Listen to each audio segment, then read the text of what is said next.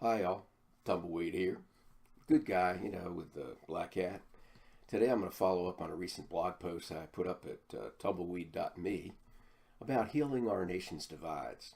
I'm going to begin by quoting from Romans 12:18, where it says, "Do everything possible on your part to live in peace with everybody." Wow. Well, it seems like great advice for the United States today. After all, the sort of nation we're going to be and the sort of life we citizens live does rather depend on each of us. Attitude seems to be important. Tumbleweed has observed that negative attitude tends to lead to negative outcomes, and positive usually leads to positive. Fascinating. Well, we have divides to heal for sure. If we're to believe certain elements in our political infrastructure, many of us qualify as gun toting Bible thumpers, deplorables, and dregs of society. We know who's called us that. And you throw in resist, Black Lives Matter, move on, Antifa, Women's March, the KKK, white supremacists, Nation of Islam, and a few other organizations.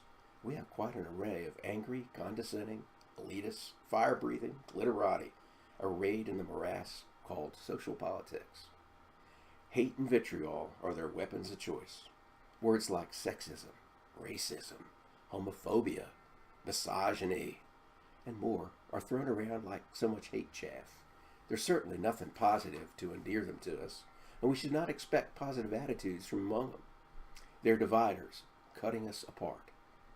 Tumbleweed has further observed that this hate and discontent didn't just begin with the recent elections.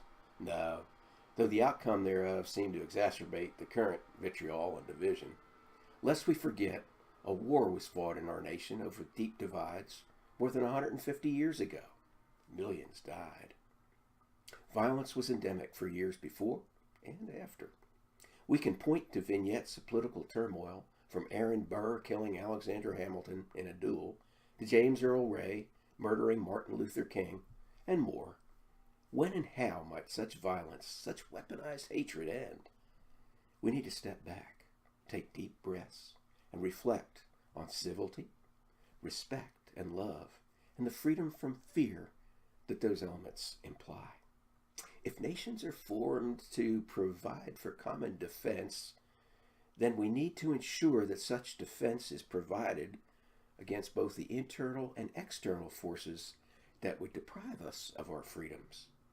We must heal the divides among us without compromising our natural rights and our freedom. I do suggest that we need to take Romans 12:18 to heart. Just saying. You have a great day.